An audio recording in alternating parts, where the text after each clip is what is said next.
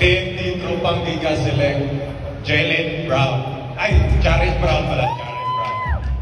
Around the way, announcing it, Jared Brown going to the Team ni Tropang Giga for the 31st overall pick of the PDA Track Season 49.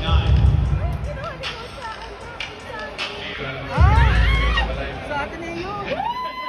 Medyo late kasi tumating yan. Napagalitan ko tuloy ni Dr. J. But They got to pick up. And definitely, nakita niya na he can score, especially from three-point territory. He can also get to the basket, but doesn't do it enough. Because he has a tendency to pass off when he's close to the basket, rather than trying to finish strong on the basket.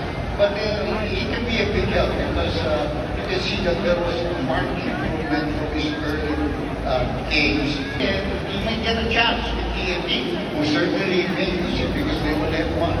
And that's the first pick. up next will be Rain for Shine. Daddy Glenn! And the left, Rain Shine will be making the 8th pick in the 3rd round. Their 6th pick in this entire path. Send it over to Rain Shine.